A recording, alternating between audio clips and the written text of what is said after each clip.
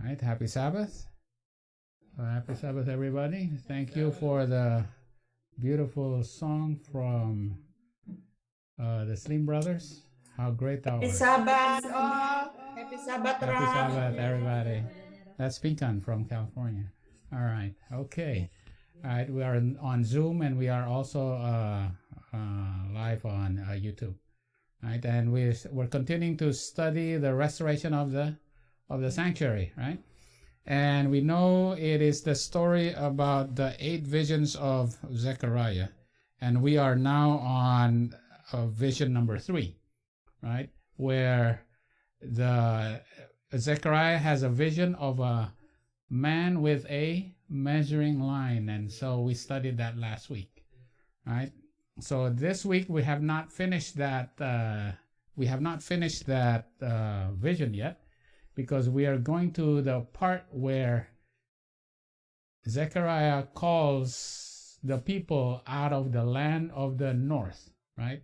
In that vision, Zechariah calls them out of the land of the north. All right? Okay, let me go to that. Let me go to that slide here. Let's see. Flee from the land of the north. All right.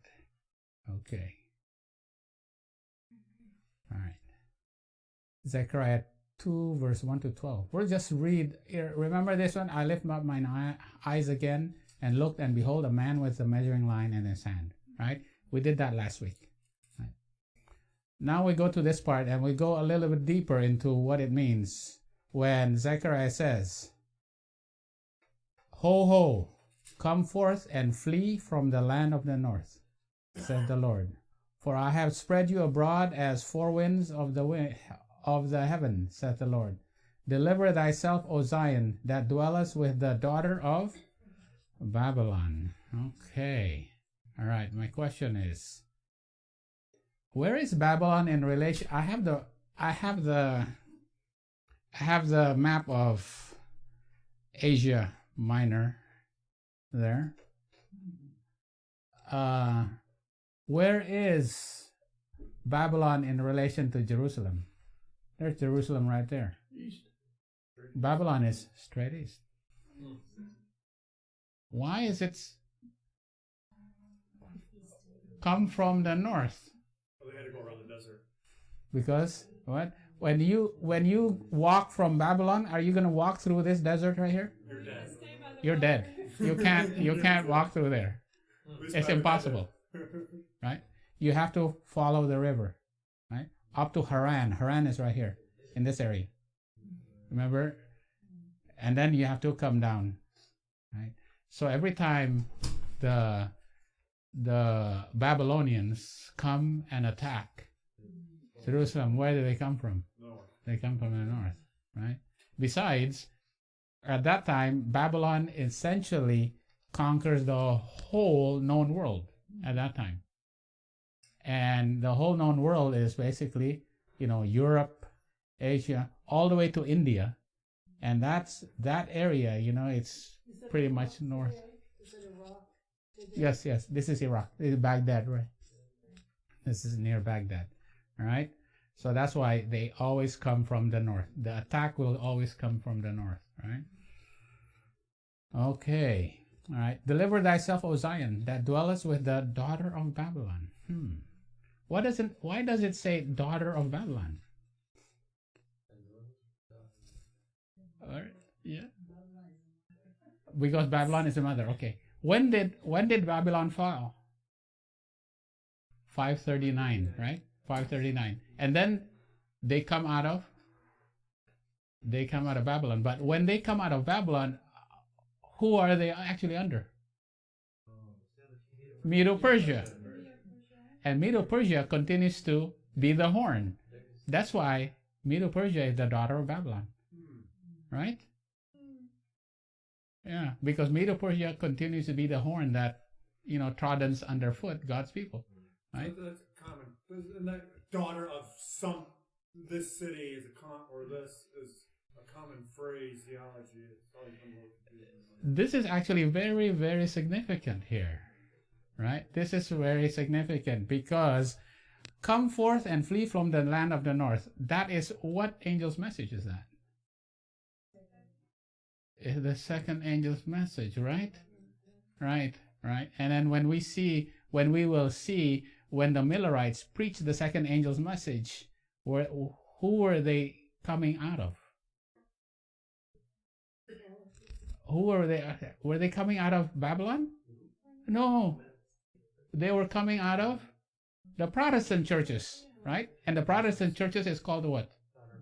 The daughters of Babylon, right?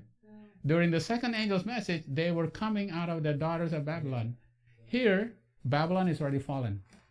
But now, they are coming out of Medo-Persia, which actually has the characteristics of Babylon also, right? And that was literal. That's literal. Absolutely. All right. Yeah. So that's why it is significant. All right. This is why it is also what is going to happen during the second angel's message. So basically what we're going to study is the second angel's messages. Right? Okay. All right. Okay. So we'll go, and I just repeat it, right? Zechariah 2, verse 6 and 7. Deliver thyself, O Zion, that dwells with the daughter of Babylon. Ho, ho, come forth and flee from the land of the north. For I have spread you abroad as the four winds of heaven. Okay? Because you are living with the daughter of Babylon. All right? This is from Review and Herald, 1907. The prophet is now inspired with an earnest message to the children of Israel who are still in Babylon, the land of their captivity. At the time of the decree of Cyrus, right? Cyrus is not a Babylonian king. He's a Medo-Persian king. Given a score of years before, only a comparatively small number, a mere remnant, had returned to Judea. This is the time of Cyrus. Only a small number, right? During the first time they come out of Babylon, right? During the first, right? This is not Ezra. This is the first Zerubbabel. Only a few. By far the greater portion had failed of discerning the opening providence of God as revealed in the decree of King Cyrus. They had chosen to remain behind in a heathen land rather than to return to Jerusalem. All right? So they stayed in their land of captivity, right? But by that time, it was now Medo-Persia, right? They stayed there. Now, the call is to come out of the daughter of Babylon. You know, do not stay in the land of captivity, right? Come out of there, right? Now, this is not only spiritual, but it's also literal. Because what they did was they married heathen women, right? In that land. So when Ezra brought them back, they brought back heathen wives. Now, look at the last chapter of Ezra. If you look at the whole chapter of Ezra 10, essentially that whole chapter, the last chapter of Ezra, is talking about what? What they have to do with their what? Their strange wives. What do they have to do? You have to divorce your strange wives. It goes contrary that I hate divorce. This is the, yeah, not, actually it has to mean, this is spiritual meaning also, right? At that time it was literal. But the people were, what happened was they started to take on the customs of their wives. And now they said, okay, now you have to divorce your strange wives. And Ezra the priest stood up and said unto them, Ye have transgressed, and have taken strange wives, to increase the trespass of Israel. Now therefore make confession unto Lord God of your fathers, and do his pleasure, and separate yourselves from the people of the land, and from the strange wives. Then all the congregation answered and said with a loud voice, As thou hast said, so must we do. Right? They actually have to leave the daughter of Babylon, Medo-Persia, and they actually have to leave their, literal wives that they is now making them forget their God. Right? This is quite amazing. What is going to happen. Right? So this tells us what is going to happen during the time of the second angel's message, during the time of the Millerites. All right. Now, why?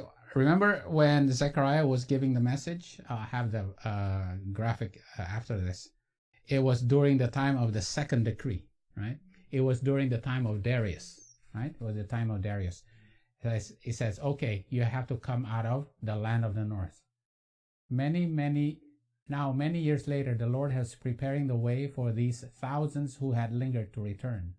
A chain of circumstances was rapidly leading to the confirmation of the decree of Cyrus and the issuance of the second decree by Darius Histides. It is not yet the time of the third decree. The Lord foresaw the troublous times that soon would follow in the reign of Xerxes, the Ahasuerus, in the book of Esther. Right? They said, that's why you should have come out, but you didn't come out. But you will still have a chance, right? Because later on you'll still have a chance. That's why you have to come out. Right? In the next paragraph, it says, Ho, ho, come forth, and flee from the land of the north, saith the Lord, for I have spread you abroad, right? Because thou dwellest with the daughter of Babylon. Because you're still dwelling there. Right? Okay. All right. We will see this in this timeline, remember? This is very busy, but anyway, here. Babylon falls in 539. Babylon is fallen a long time ago already, 539. Now it's taken by Medo-Persia, which we can say is the daughter of Babylon, right? And then the work stops, and then it restarts again with the second decree given in 520. And this is around the time that Zechariah gives the visions, right? He says, you have to come out, because he's talking about these people. See what happened to those who don't come out?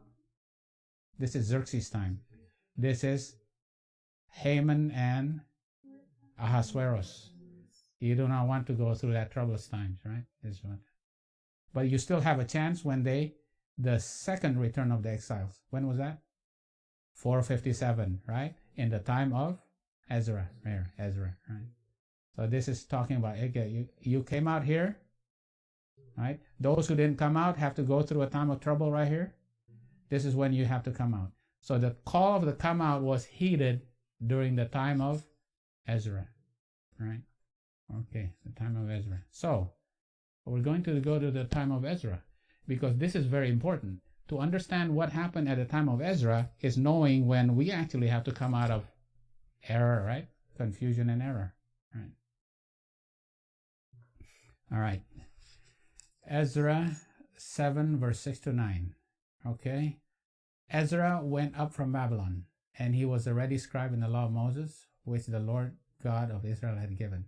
Right? And the king granted him all his requests. And he was given, which decree was now this given the time of Ezra? Is the third decree. So he had the decree of Artaxerxes in his hand. Right? Okay. And then he went back to Jerusalem with who? The priests, the Levites, the singers and the porters, which are Levites, and the Nethinims, right? In the 7th year of Artaxerxes, the king, right? And we know from the canon of Ptolemy that is in the year 457, right? That's the year 457. And he came to Jerusalem in the 5th month, which was in the 7th year of the king. And when did he first come out? For upon the first day of the first month began he to go out of Babylon. So to come out of Babylon is on the first day of the first month. This is very, very important. I'm going to say again, it is very important. Because to understand this will be the key for us and the Millerites to understand October 22, 1844. They understood Ezra come out of Babylon on the first day of the first month. And then they arrived in Jerusalem when? On the first day of the 5th month. All right? On the first day. They came out on the first day of the first month and arrived on the first day of the 5th month. It took them 4 months, right? 4 months to walk. You know, just go up and then go down, right? Yeah, 120. Yeah, 120 prophetic days. All right, which is also significant. Okay, the story is, I guess we can. he came out and he stayed in a river called Ahava, right? So he came out of Babylon and he came to this river called Ahava and he stayed there for 3 days. But the problem is, what happened? He viewed the people and he saw the priest. But what was happened? Oh no, we can't go to Jerusalem. To have a service, we have to have what? We need Levites. We need Levites. We can't just have priests. We need Levites, right? And then so he sent these people. Okay, go, right, to the chief of men, right, and the men of understanding. Okay, go to these people, and these Levites have to be a men of understanding. They have to understand, right? They have to understand. And then I sent them with a commandment unto Iddo, and I told them that what they should say unto Iddo and to his brethren, the Nethinims, right? Because the Nethinims were the ministers for the house of our God. Okay, what happens is the Nethinims, these are Gentiles, who were the workers, who were the helpers for the Levites, right? So you have the priest who basically has the main services, right? And then you got the Levites who does all the other things, right? In the tabernacle. And then you have the Nethinims who does all the labor, right? Labor, right? So there's the division of labor between priests, Levites, and Nethinims, right? Because the Nethinims appointed for the service of the Levites. All right, okay. Okay, all right.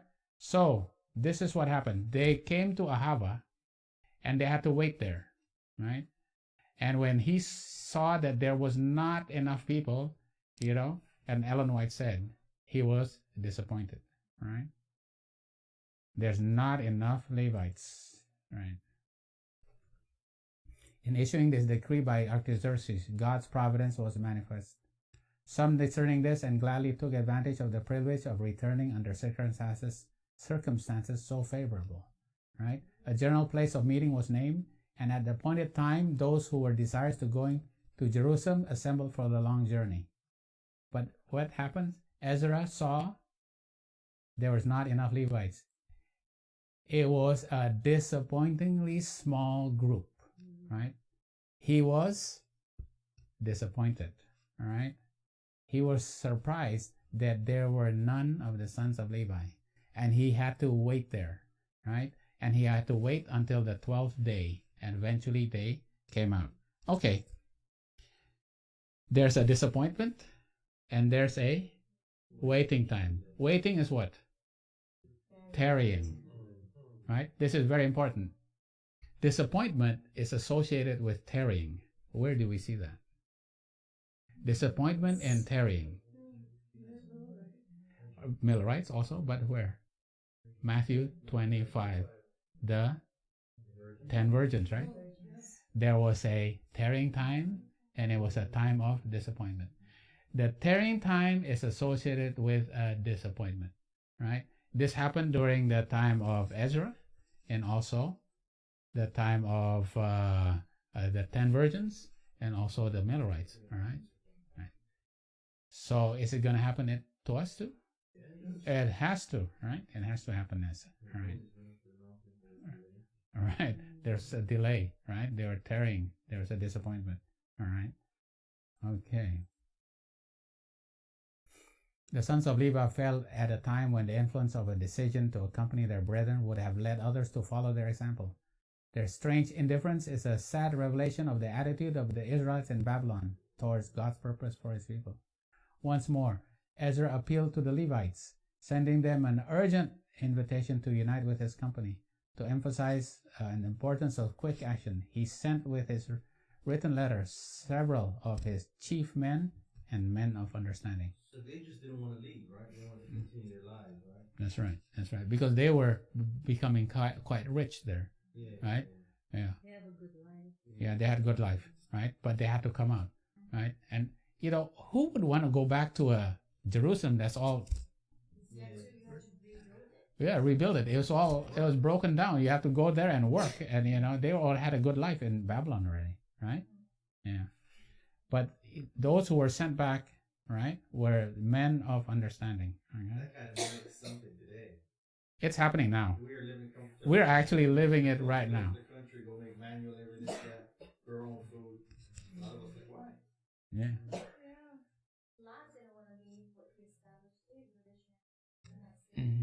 That's right. So judgment came to that city, right? Right. While the travelers tarried with Ezra. There you go, right? Yeah. There's a tarrying time, and that was associated with disappointment. These trusted messengers hastened back with the plea, right? You got to come out of Babylon. You have to come out of Babylon. All right. Okay, and then they came out of Babylon, right? Okay, see, and they were waiting at the river Ahava. And how long did they stay there? From the first day of the first month until the 12th day of the first month. And then from the 12th day of the first month, and then they went back to Jerusalem, right? And they arrived in Jerusalem on what day? The first day of the fifth month. Right. It took them about 4 months, right? Yeah. We don't have to read all of this because we already have the summary of it.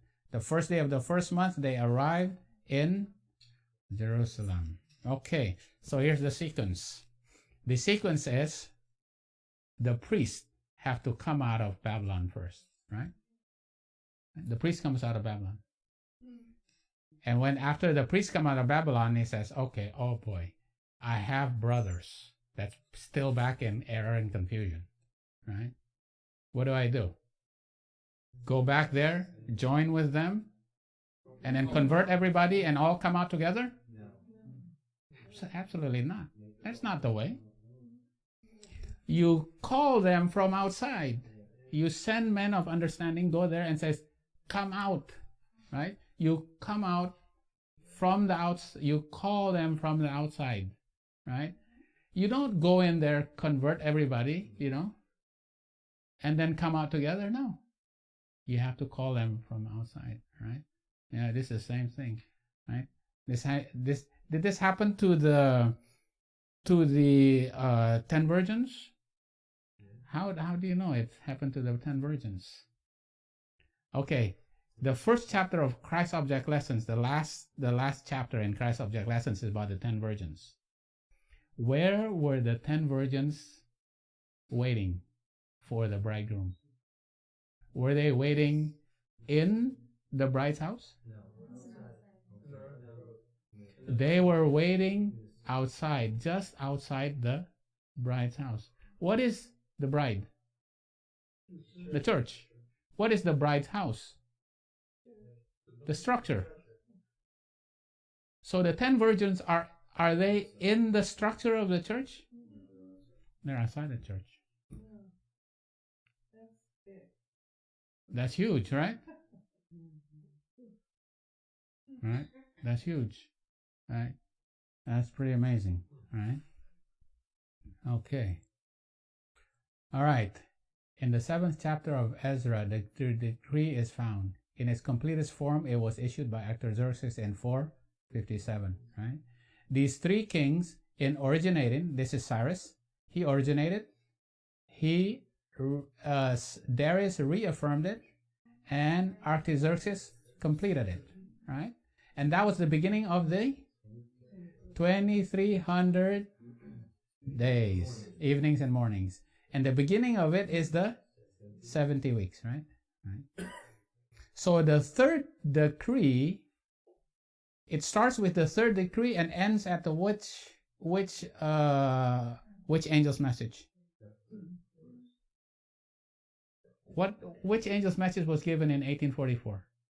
In October 22, 1844. The 3rd angel's message.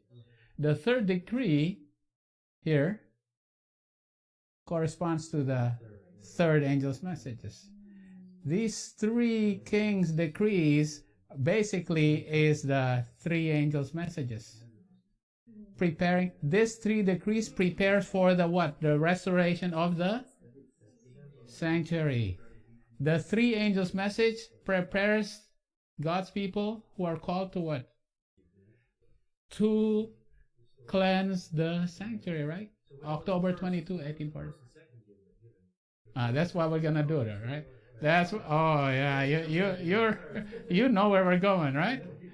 Well, so we know October 22, 1844. That's when the third angel's message is given, all right? Because this happened in the fall of 1844, because this also happened in the fall of 457, right? The decree of Artaxerxes went into effect in the autumn of 1844. I'm sorry, autumn of 457. 457 BC. All right, this is all a review for all of us, okay? But we just got to refresh it in our minds, okay? Because we're now going to have a review of what happened to Ezra. Okay, the first day of the first month, Ezra came out of Babylon. There was a time of disappointment and tarrying at Ahava, right? Let's see. There's a disappointment and tarrying in Ahava. And they called the Levites and the Nethinims to come out of Babylon, right? All right. Remember, they call outside of Babylon, calling them to come out, right? Depart from Ahava on the 12th day of the first month. Then they depart. And when did they arrive? The first day of the fifth month, they arrive in Jerusalem. It was all wrecked. It was a mess, right? It took them for about 4 months, right? Okay. And then the third decree of Artaxerxes went into effect in the autumn, right? In the autumn, right? So we understand this sequence. This sequence is very, very important. This is sacred history. And sacred history will be repeated again and again, right? It's sacred history, right? Okay, so the first day of the first month, the first day of the fifth month, and there's the autumn of 457. This is the year of 457, okay? All right. As Christ sat looking upon the party that waited for the bridegroom, he told his disciples the story of the 10 virgins, by their experience illustrating the experience of the church that shall live just before his second coming. So the 10 virgins is the story of God's people in the end time, just before Jesus comes again. The parable of the 10 virgins is the experience of Adventists, illustrated by the incidents of an Eastern marriage. All right. I'm referred to the parable of the 10 virgins, 5 of whom were wise and 5 foolish. This parable has been, right, and will be fulfilled to what? To the very letter. For it has a special application to this time. And like the what? The third angel's message has been fulfilled and will continue to be present truth till the close of time. This third decree of Artaxerxes is also the third angel's message. This is the proclamation of the 3 angels' messages right there, right? This is being repeated in the time of the Millerites, and is going to be repeated in our time. What? To the very letter. 457 of that year, the first, it all happened. It all happened. And so we're just going to line this up. It's going to line up. Everything's going to line up. Right? Everything's going to line up. So if we line up our time, and the Millerites' time, and as well as Artaxerxes' time, and we're going to be able to see what's going to happen in our time. Right? Okay. All right, so we go Revelation 14, right?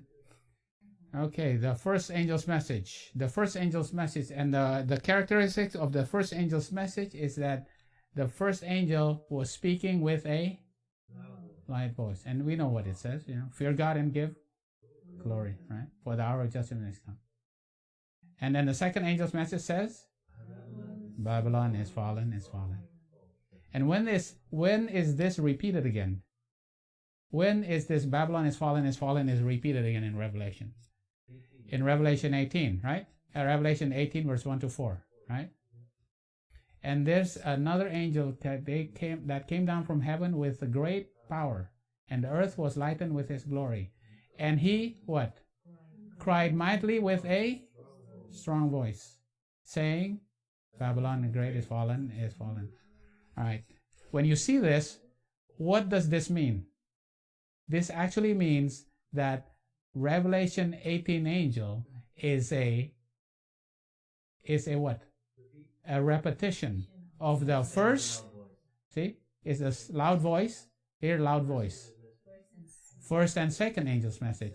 Babylon the great is fallen, is fallen. Then you hear, then another voice says, come out of her, my. Then there's another voice that says, come out of her, my people. What does that mean?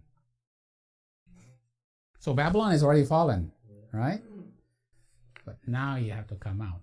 Just like during the time of, right? The time of Ezra. Zechariah says, oh, Babylon is already fallen.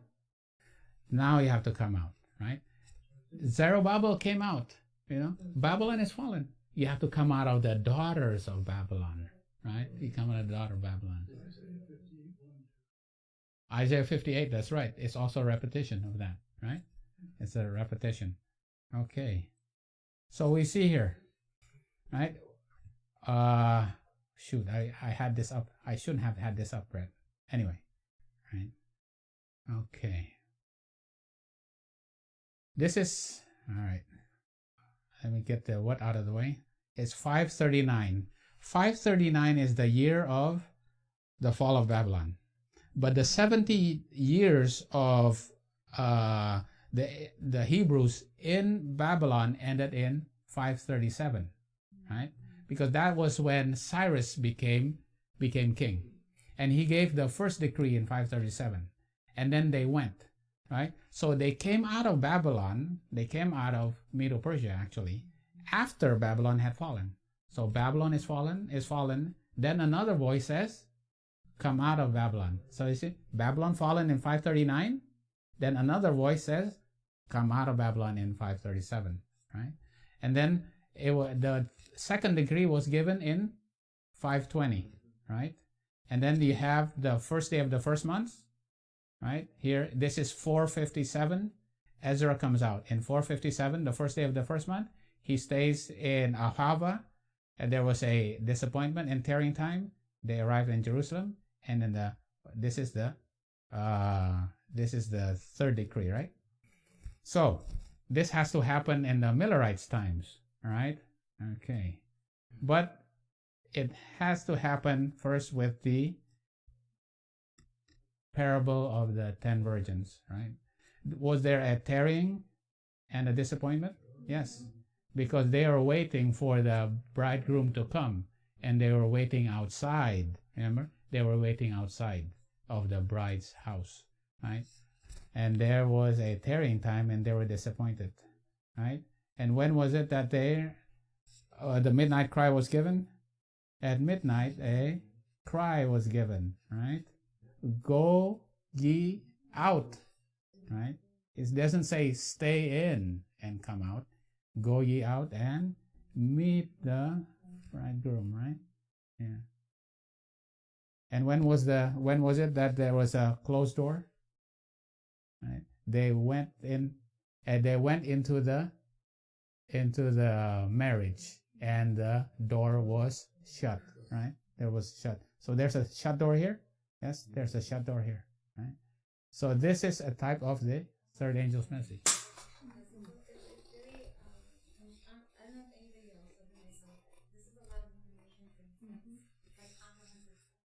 Mm-hmm.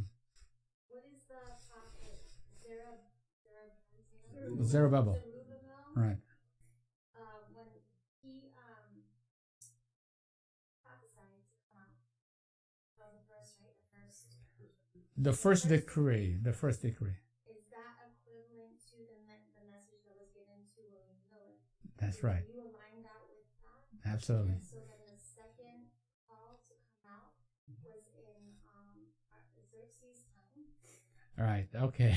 That's a very good one. Right. I haven't put that up yet. Right. We're getting there. We're getting there. We're getting there. Absolutely. This is where we're going. Right. So what I'm putting up here is the first angel's message. Right. The first angel's message. Right. The first angel. I actually will have when Ellen White says when the first angel's message will be given. Right. The first angel's message cannot be given until after the time of the end, which is 1798. It cannot be given before. It has to be given after the 1260, after 1798, right? After it. So the first angel's message was given after 1798. And we know the third angel's message is given in October 22, 1844, right? So it lines up right here. So what we're going to have to establish is where's the second angel's message. We already have a clue. It's going to be around the first day of the first month, right? We have a clue right there, okay? All right, okay.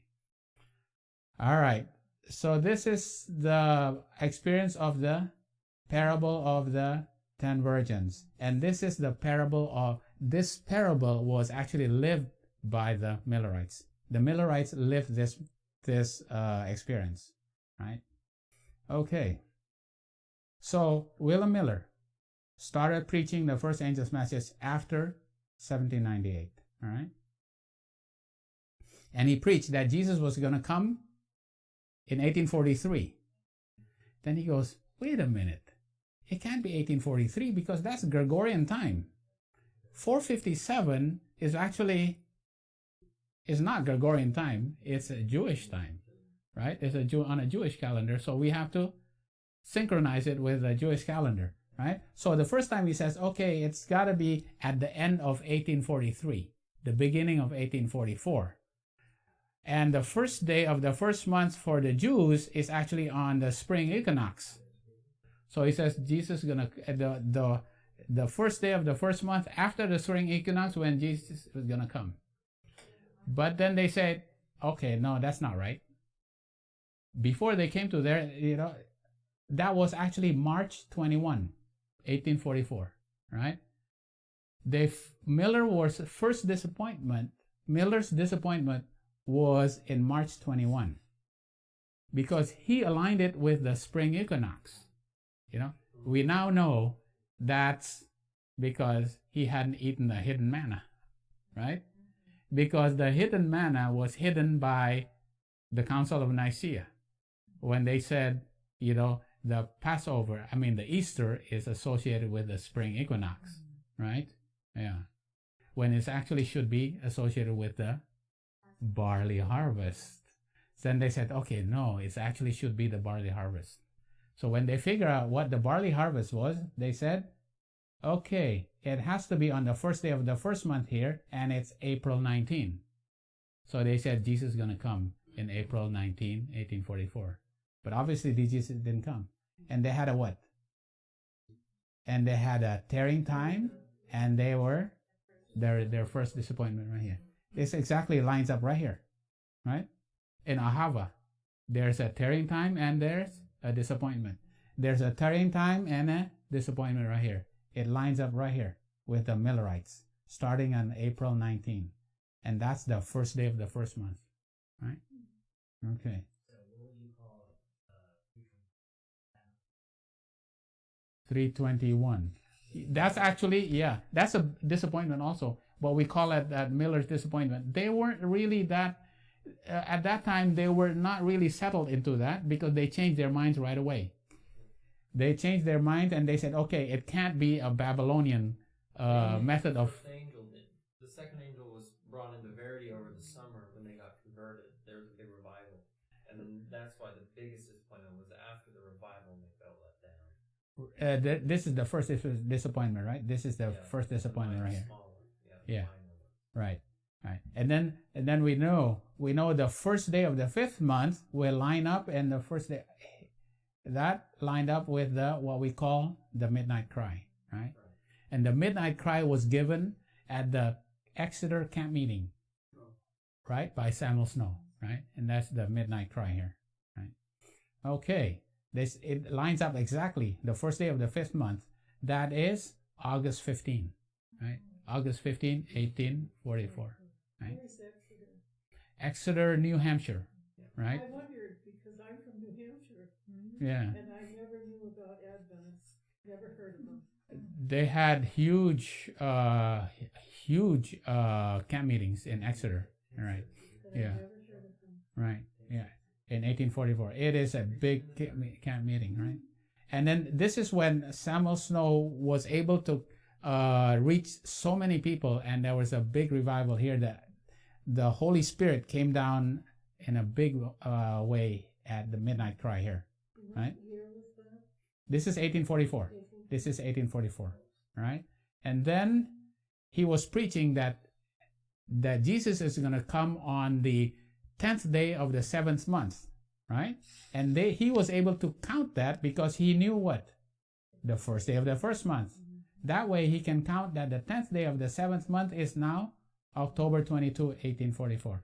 He knew that, right? He was preaching, right? He was preaching that. And when did he first preach that Jesus is going to come on October 22, 1844? July 21. July 21 is on the 5th day of the 4th month. And the 5th day of the 4th month is exactly halfway in between this first disappointment and the great disappointment. If this is the first disappointment is their sundown, this is their sunrise. And this is exactly midnight, right? At midnight, a cry was given. Jesus is going to come on. It fits perfectly, right? Everything fits perfectly. The Ezra, Matthew 25, and the Millerite history fits perfectly, right? Right. So we still gotta now point to the second angel's message, right? Second angel's message. All right. Because we know the first angel's message, right? After 1798. The midnight cry is biblical, right? Yes. Where is it from? Right. Matthew 20, Matthew 25, and also at the time of Moses in Egypt, when the angel came down and killed all the firstborn at midnight, right? That's considered a midnight cry. That's the first midnight. When was the midnight cry? When the parents cried. So why is that considered a midnight? Right, this is a midnight cry. Right. Okay. All right. Let me give a summary. Basically, the midnight cry is when there is a living testimony. Right. The midnight cry was living testimonies. The midnight cry is when the people now understood what the message was.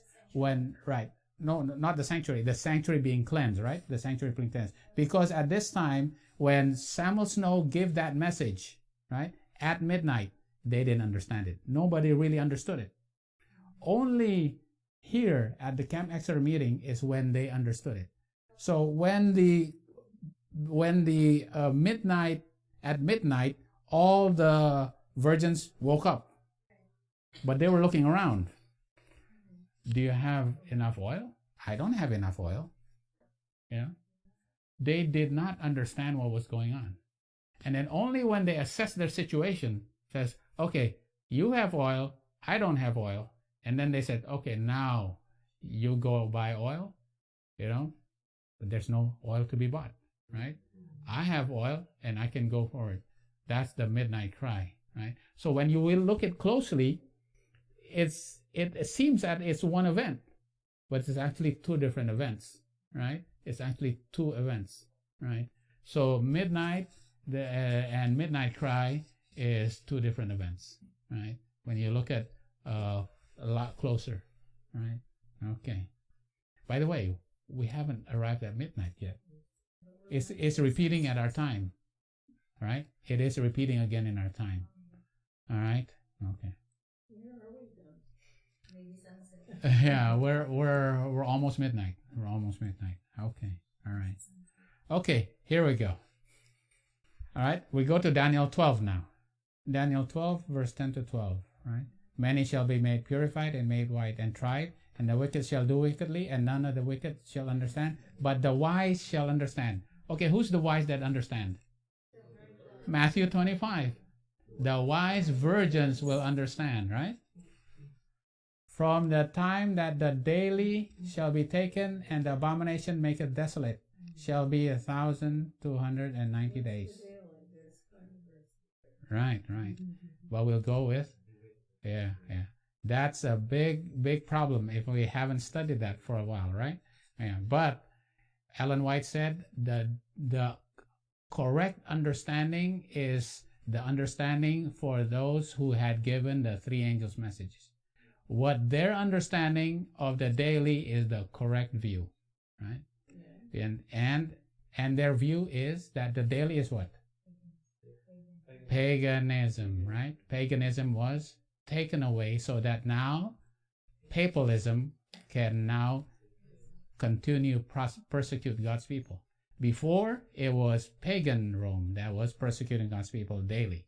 Now, after that time, papal Rome will persecute God's people daily, right? And there shall be 1,290 days. And blessed he that waiteth, it cometh to the 1335 years, okay? All right. So the wise will understand this. They will understand daily. They'll understand the abomination of desolation. They'll understand 1290, and they'll understand 1335. All right. This is Uriah Smith. We have 508 as the date of the 1335. Reckoning from that point, they terminate in 1843. And what was this blessing? Blessed he that waiteth. What is the blessing which was to mark their termination? Looking back to that year, there's a prominent fulfillment of prophecy, right? That we behold in process of accomplishment. The great proclamation of the near coming of Christ was going forth in power. A new and stirring doctrine of the setting up of God's kingdom was shaking the world. New life was being imparted to the people of God, right? The thousands can testify to the blessings they received and infinite gratitude of their heart in which they had hailed the newly risen and glorious light, right? Okay, so we'll look at this. Blessed he that waiteth and cometh to the 1335. Not very many people have studied this, but the wise will understand, right? We have to understand this. But the Lord said that not even Jesus knew That's when the day of the Lord. That was when he was on earth. The Jesus does not make known, right? Jesus, he's not right. given that. That's not what Right. Yeah, this is we're talking about. This is blessed he that waiteth had come to the 1335. Okay, we'll do the 1335. You mean to say, because I'm a little lost, I'm confessing, that we should know when Jesus is coming? Oh, no, we will know. Nobody knows. Okay. Nobody knows. Well, that gives me a little more hope then, because I thought, Right. I We are not talking about. This is talking about 1335 happened when? 1843. In the 1843.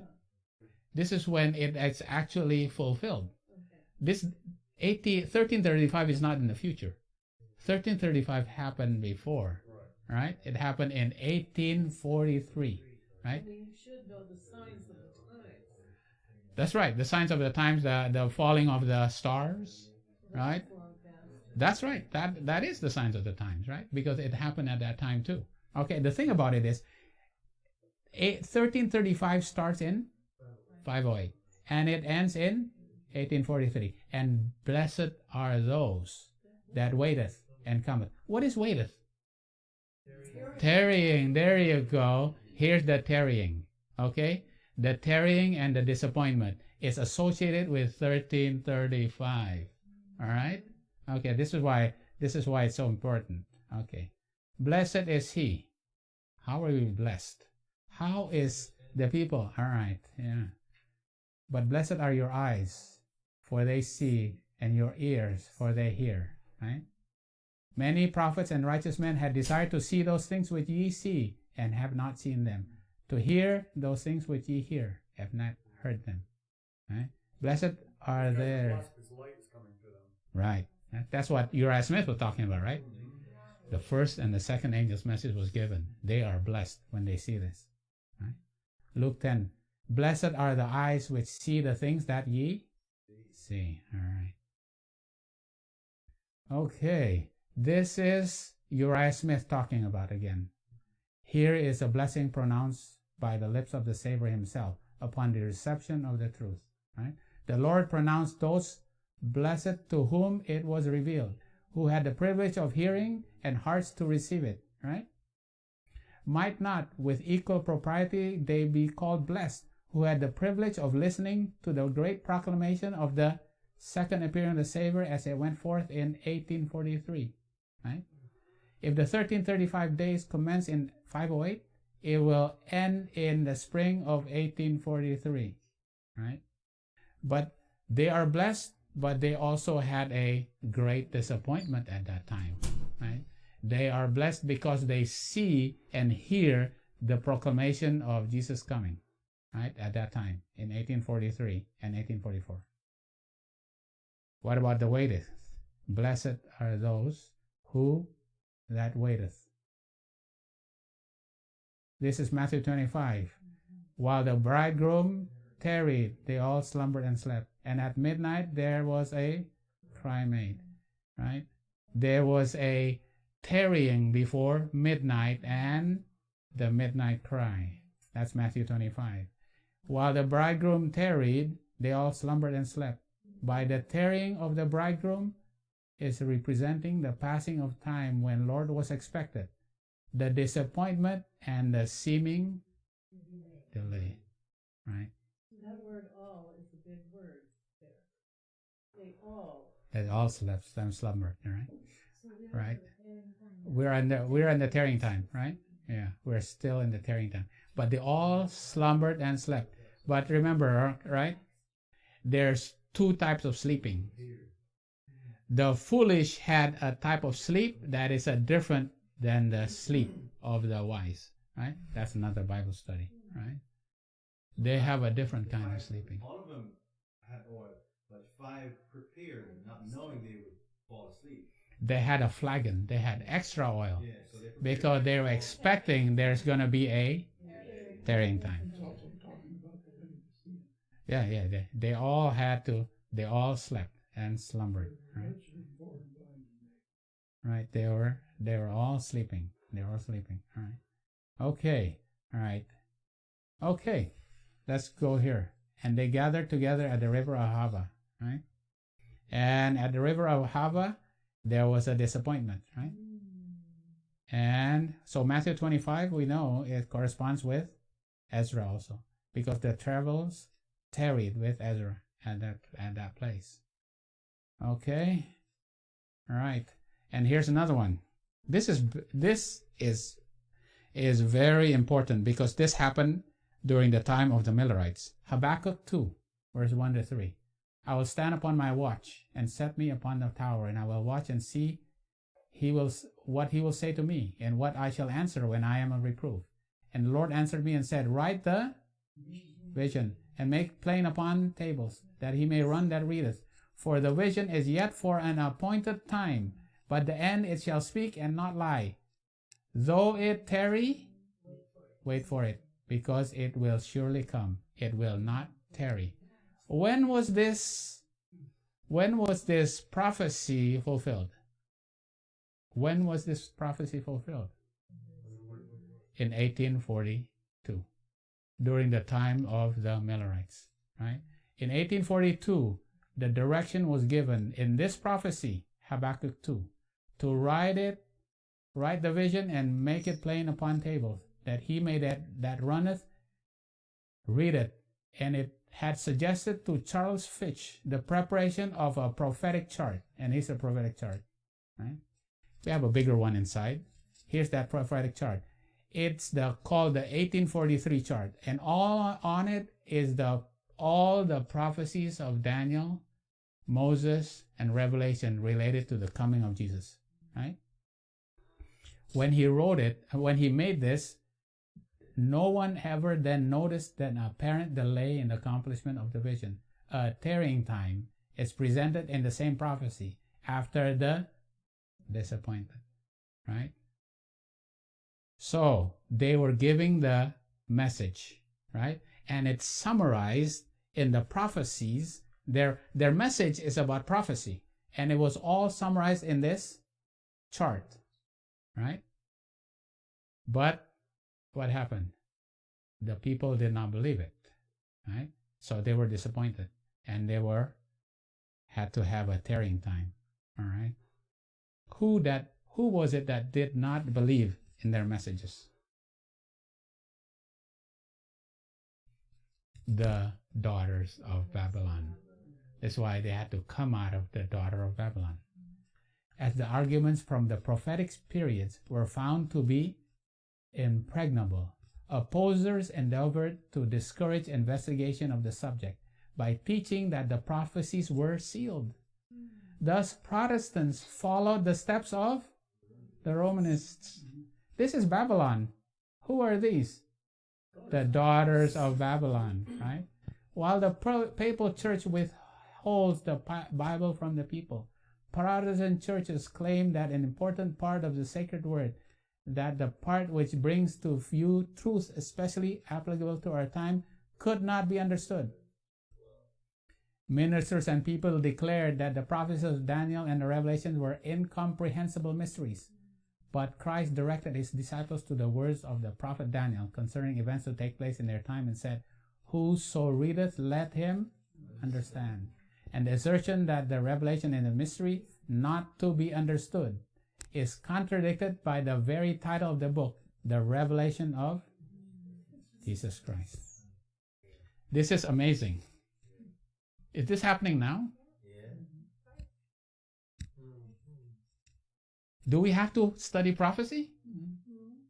Do we have to understand it?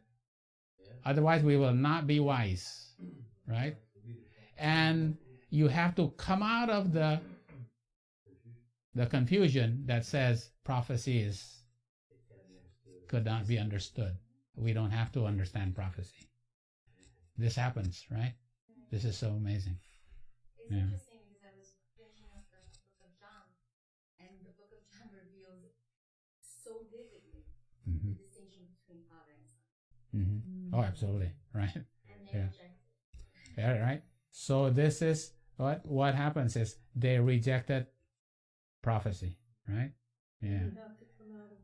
And we have to come out of the confusion of error that do not want to study prophecy. Those are the daughters. That's the daughters of Babylon. That's the daughters of Babylon, right? Oh my. Ellen White said, "Blessed are the eyes which saw the things that were seen in what? 1843 and 1844. The message was given, and there should be no delay in repeating the message, for the signs of the times are fulfilling. The closing work must be done. A great work will be done in a short time." She said 1843 and 44. A message will soon be given by God's appointment that will swell into loud cry. Okay, what's the message that will swell into loud cry? The third angel's message, right? During this time, they said, okay, these are the message being given, right? You have to understand it, because soon the third angel's message will be given, and that will eventually swell into a loud cry, right? Right. Then Daniel will stand in his lot, right? At this time, what will Daniel do? Stand in his lot. Why?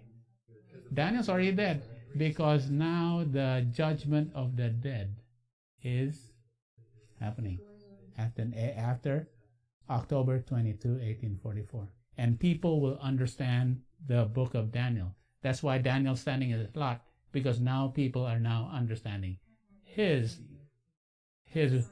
testimony, right? Not only that, Daniel is also being judged because he's dead. His books are being... All right. And cometh to the 1335. Blessed he that waiteth and cometh. Okay, cometh means what? It's Naga. Naga to the 13:35. What does Naga mean?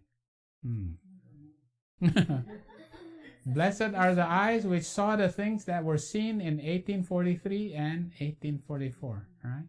Ellen White said this specifically. Blessed are the eyes. Naga actually means to touch. Those who touch and experience that message, they are blessed. Right? Yeah. They possess an experience, right, at that time, and they will be blessed. Right? How are they blessed? This is what we're gonna have to. Right? Yeah. There's a special blessing to them, right? And they have to touch that.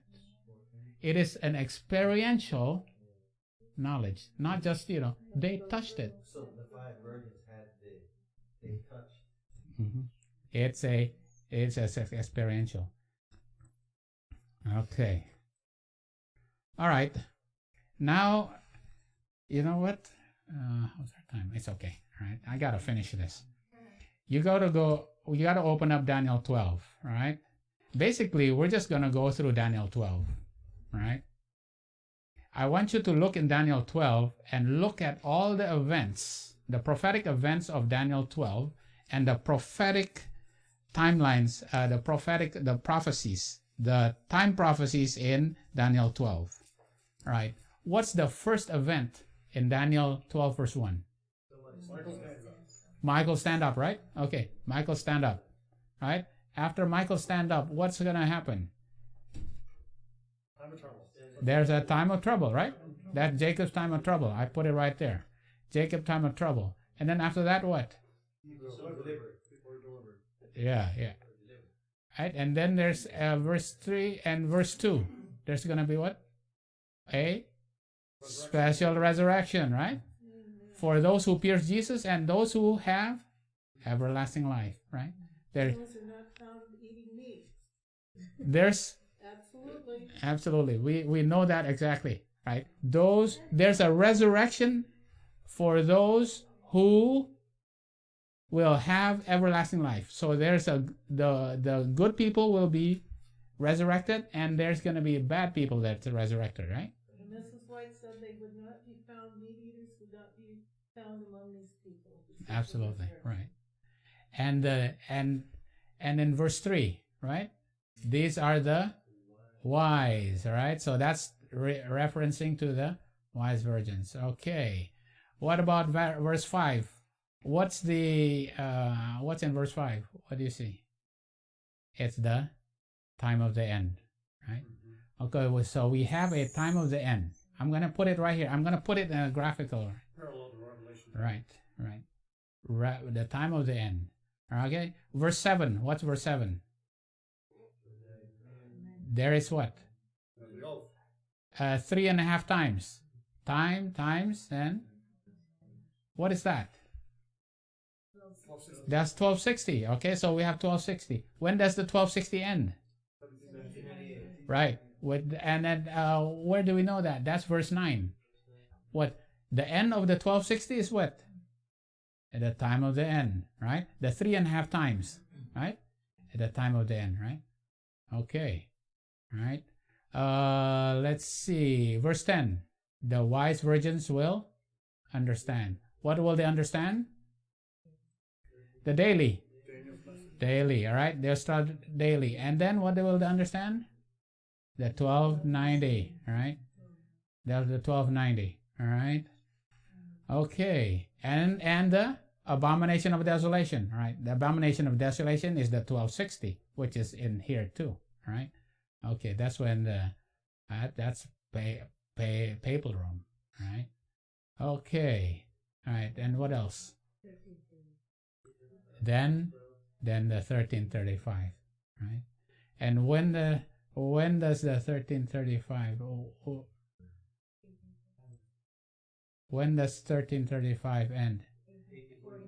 Right. And that's called the end of the days. At the end of the days. Right? These things, essentially, we just put Daniel 12 on a graphical of, and this is what the Millerites were teaching. Right? 1260 1290, 1335, daily, time of the end of the days, and it all, this is way in the future, right? But it has something to do with this, right? We have to connect it. And this is the blessing, right? This is the blessing that's going to happen, right? But to this, we also, for sure, they were teaching time of the end is 1798. So the beginning of 1260 is when? 538. All right? Okay. When is the daily then? 508. And then the end of the days, for them, what they were teaching was in 1843, right? But then they had to, right? Because this is 1335. Right? But they also taught that the 2300 days ended in 1843 for them. Okay? All right. We've done this before, but we'll do it over again. If you want to see it, it's in the 1335 video we've done maybe 5 years ago, right? But we'll repeat it here. This is very important because we have to understand the blessing that was given to those who came to the 1335 here. What is this blessing here? Okay, all right, there's a promise, all right? So we know that 1290 ends in 1798. And then the first angel's message is given, right? And they said that the 1335 and the 2300 days ends, right? It's got to end in 1843. This is what William Miller was preaching.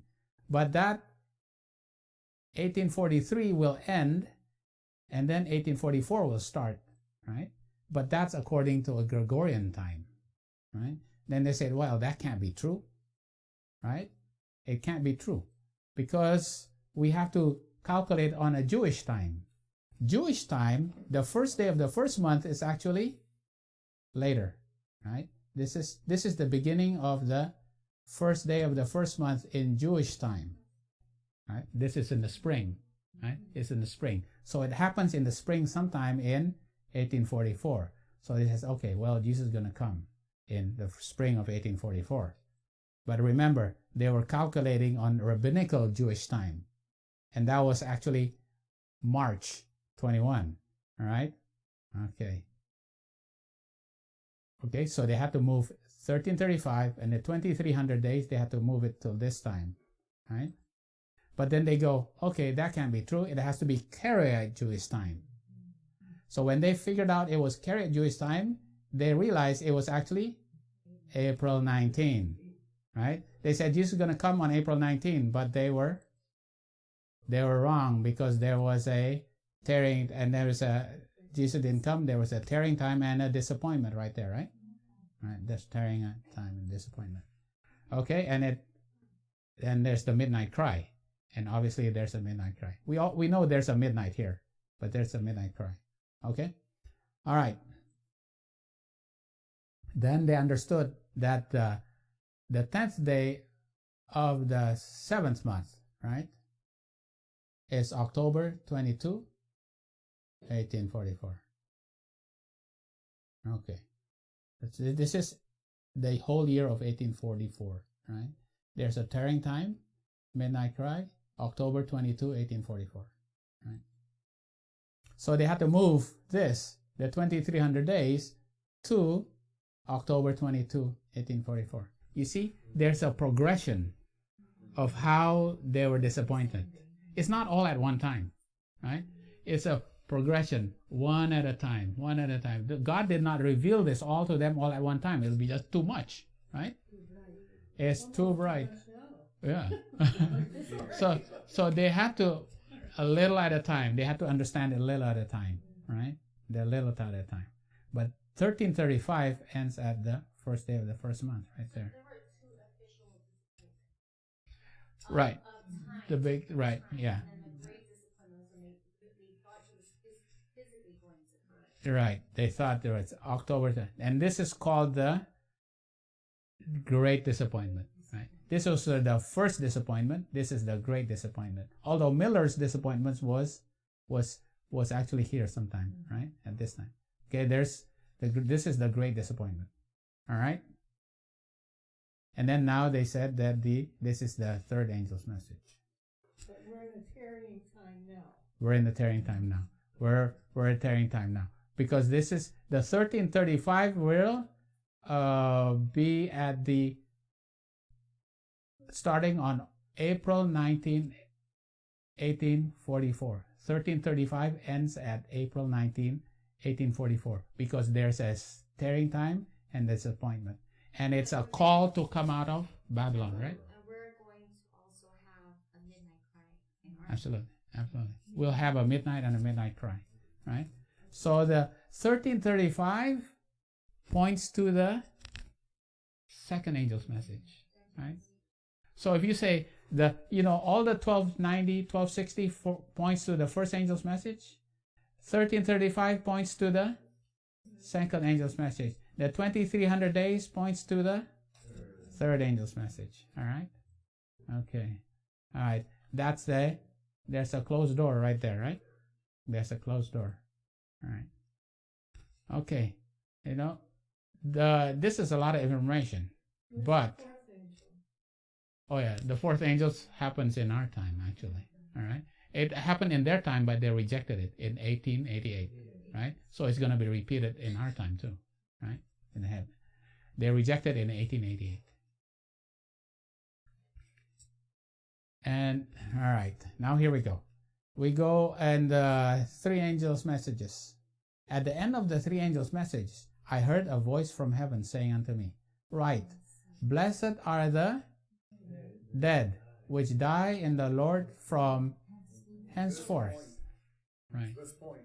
Yeah, from henceforth, right? Right. A specific date can be tied to that. So they were giving the three angels messages, but Jesus didn't come, right? And they said, "Blessed are they that die," and after this, at that time they died, and Jesus didn't come, but they are still blessed from henceforth. Meaning that those people that had died received great light. The great light, and They they know that they had received great light. right, and they will still be blessed, right? They will still be blessed. And I looked, and behold, a white cloud, and opened the cloud, and then they said that Jesus will come, right? Okay. There you go. It doesn't make any sense if you move all that stuff. You The can't move prophecy it. to the future, all that stuff. It's like, so these blessed people, they haven't arrived yet, and what's the point if the 1335, like they normally will do, is Put it in the future. at the future, at the end of the world, these people are blessed, and what do you mean they're going to die? Don't you guys have that as the resurrection? Mm-hmm. This says that they died. They died, and they will be blessed. Resurrected. Those who have been preaching the three angels' messages will be blessed, even though they die, right? So, Works.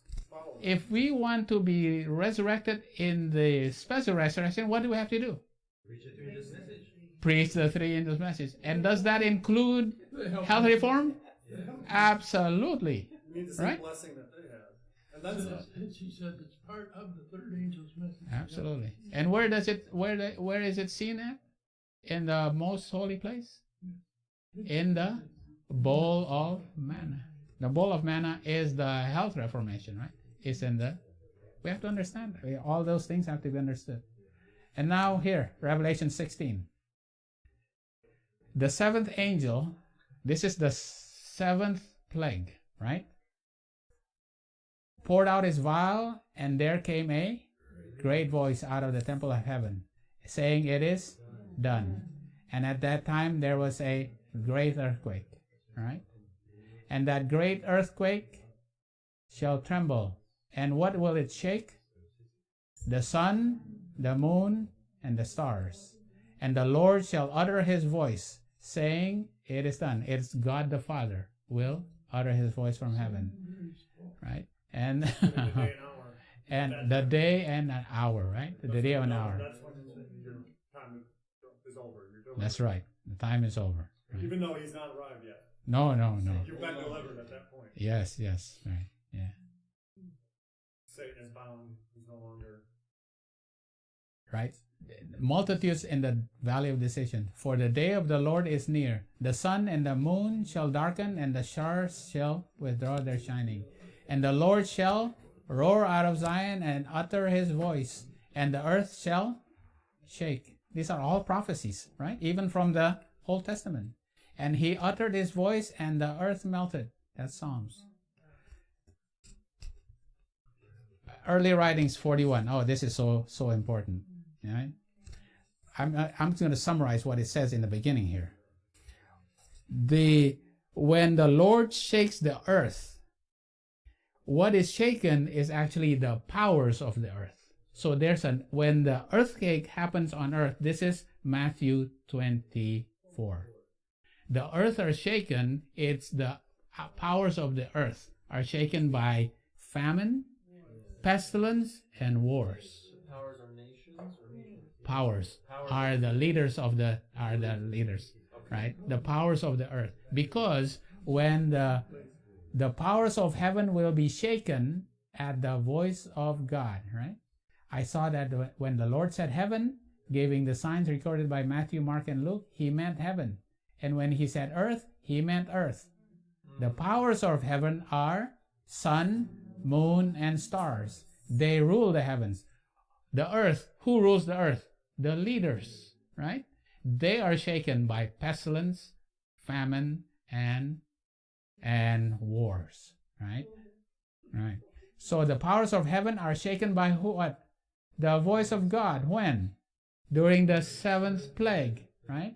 The sun, moon, and stars will be moved out of their places. They will not pass away, but be shaken by the voice of God. In the early writing, it said somewhere that at that point, God will then let his people know the day and the hour. And That's right here. They will know that to the other wicked, it will be like voice, thunders, and lightning. Right. I think it's page 62. So we will know the day and the hour, just not now. Right. Then we cried to God for deliverance day and night, till we began to hear the bells on Jesus' garment. What does it mean that he begin to hear the bells on Jesus' garment? He's moving out of coming out of the sanctuary. And I saw Jesus rise up in the holiest, and as he came out, we heard the tinkling of the bells, and knew our high priest was coming out. Then we heard the voice of God which shook the heavens and the earth, and gave the 144,000 the day and the hour of Jesus' coming. Right? And what happened? And who heard these? The 144,000, and who else? Those who have been dead will be resurrected at the special resurrection. That they will hear the announcement of the day and the hour of Jesus' coming. This is how they're blessed. Remember in 1843? They were giving, okay, Jesus is going to come. Jesus didn't come. Okay, it's going to be March 21. Jesus is going to come. Jesus didn't come. April 19, Jesus is going to come. Jesus didn't come. October 22, 1844, Jesus is going to come. Jesus didn't come. But even if they die, they're still going to be blessed. Why? Because now they will hear the exact time. They were wrong all the time back then. 4 times they were wrong. Right? But now they're blessed. Because they will now hear the actual time. Right? Jesus did not proclaim this. Only who had the privilege of proclaiming this? The Father. Right? The early Christians, were they, like those who prophesied like in the Bible, were they wrong as well? They misunderstand prophecy? Because that's a little bit, to prove, you hear a lot of skeptics in regards to events, the event movement. Mm-hmm. That Ellen White was wrong, or they, and so they say, well, prophets are never wrong. They're never wrong, and so them being wrong just proves that they were not of God. The thing about it is, what was Habakkuk 2 verse say?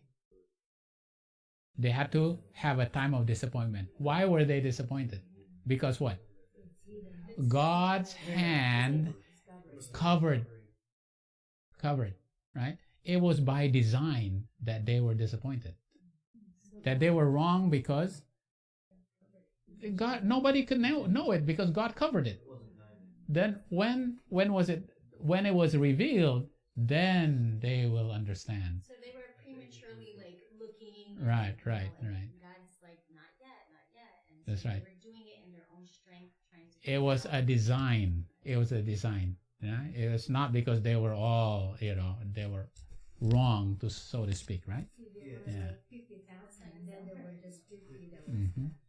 And the other one didn't do any prophesying then, because Adventism wasn't born yet. It was the Millerite movement, so really Yeah. she didn't have anything to do with that part. Mm-hmm. I don't think God allows it to happen to shift them too at that time. Yeah, absolutely. From 50,000, it has to go down to 50. Like, what was it? From 1,000 to 1. So from like Gideon's day, was it 10,000? And this will happen again in the last days. Ooh. Yeah. They had to be shaken up. The false prophets. That's scary.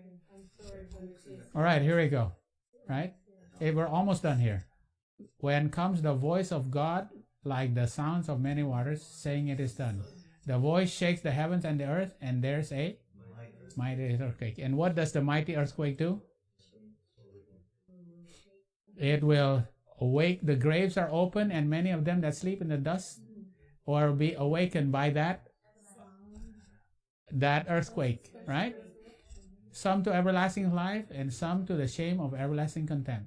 All who have died in the faith under the what? Third angel's message.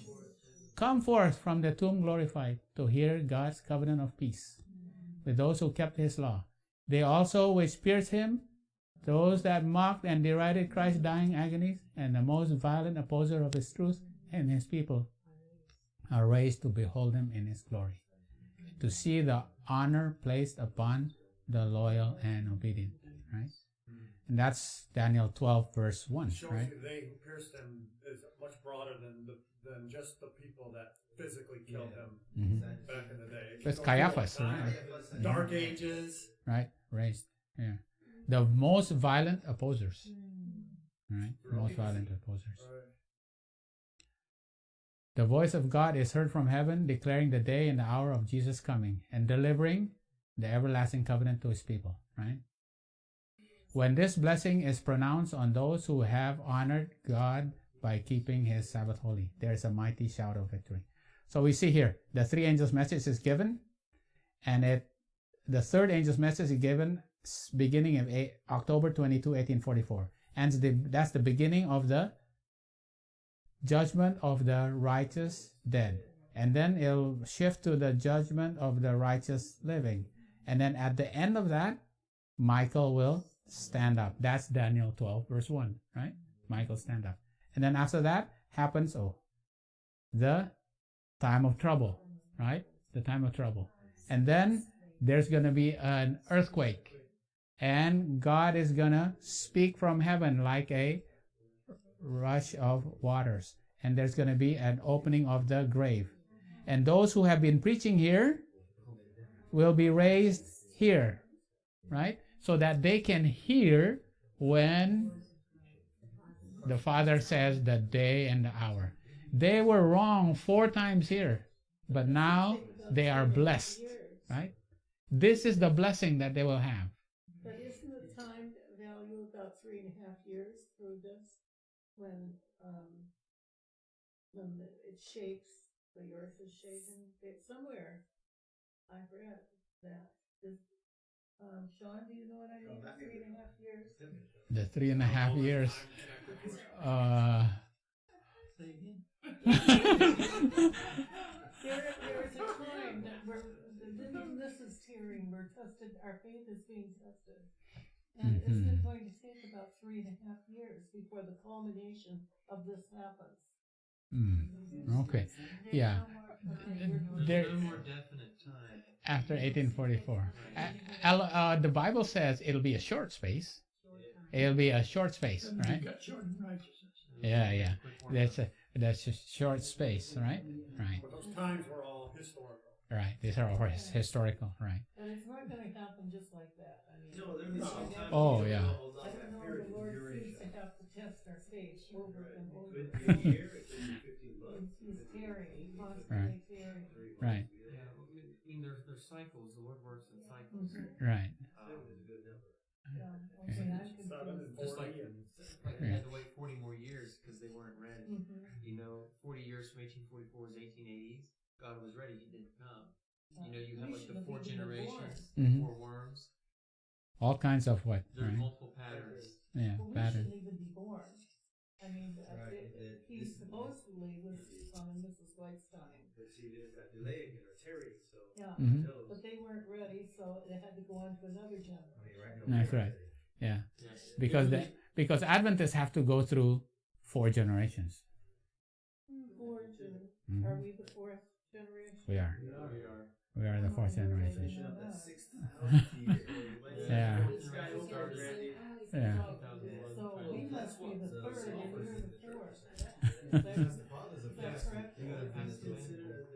So, oh my word, we're the third. That was too fast. John- That's what- 4th generation.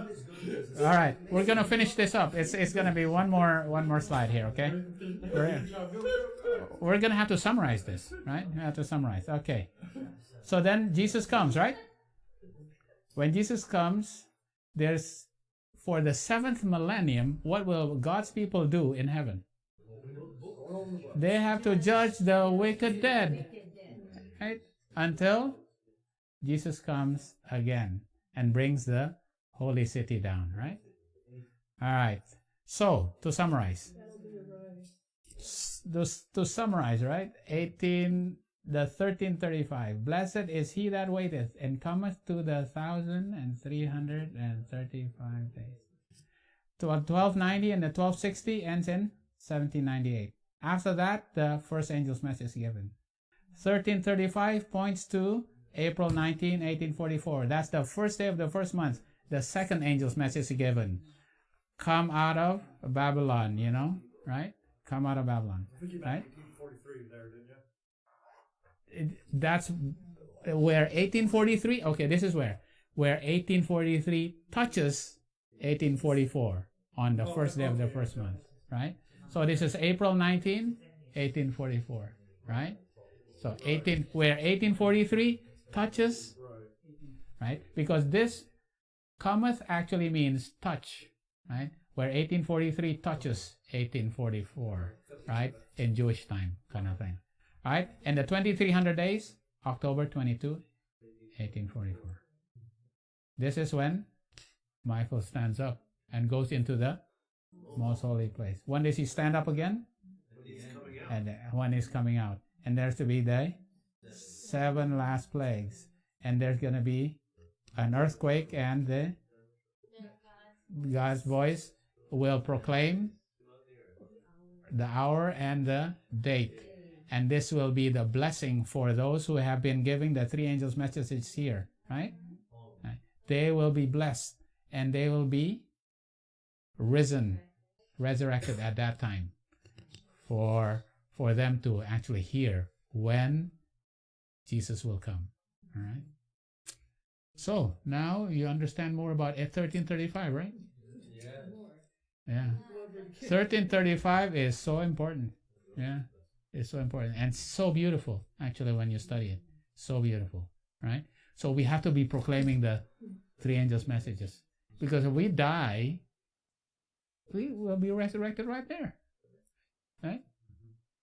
Amen? That's connected to Revelation 10, eating of the little book. Amen. What are they getting? Amen. Light from that. That's the right. blessing is coming from the eating of that little book. Mhm. The open book of Daniel. Revelation 10 is describing why these people are blessed.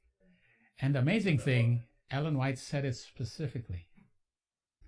Those who do not study prophecies will be left behind. You have to come out of those people who do not, do not want to understand prophecy. Proverbs 20:28, where there's no vision, Mhm. So, Ralph, question: who are the Levites that came out first and now calling out all the folks in Eden? This is what we're doing. We are the priests. We have come out of error confusion, right? We came out first. We still have brothers. We still have brothers, the Levites. We got to call them out, right? Still got to call them out, right? Okay. The world has got gems that we're after. They're the Nethinims. They're the Nethinims, Okay. right? They're the Nethinims. That's what we're Absolutely. trying to capture, you know. We got to call our brothers first, right? The Levites. They're not listening. They're, They don't yeah. want it. But some will. Some will. Oh, believe it. It has to happen. If it happened then, it'll happen again. Don't worry. It'll happen again, right? And that is a more sure word of prophecy.